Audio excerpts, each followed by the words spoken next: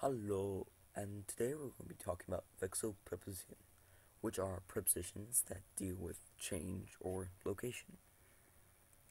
So, when using these prepositions, you're going to use one of two cases, and the first case is the accusative case. And you're going to use this case when there's been a significant change of location, and you can also think of it as if a significant border has been broken or walked past or run past.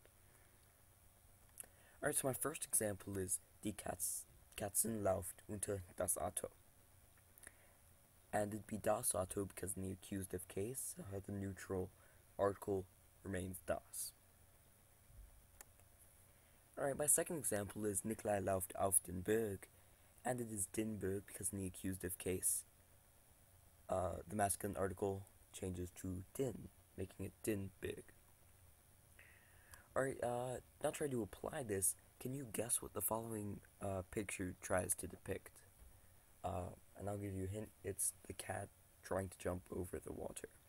Alright, take a second guess. Alright, so if you guessed it was Felix springt über das Wasser, you were correct. And as mentioned before, it's das Wasser because in the neutral accusative case, it remains das. Alright, so the second form is second case is the dative case, and you're going to use the dative case when the action is occurring in a definite location, or if no border has been broken.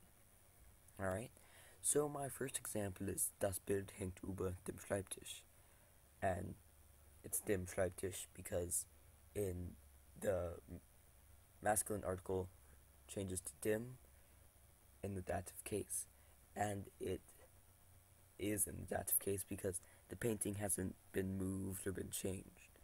No border has been broken.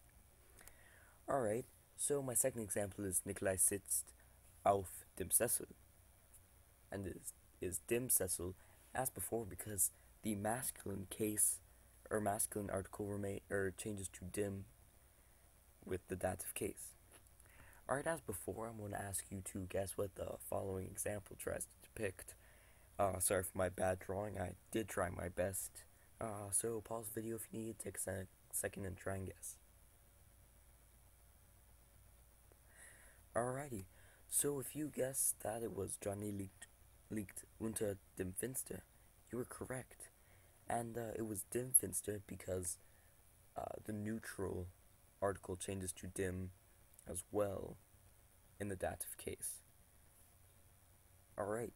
So, I want to ask you to try and apply this concept to the following German sentence.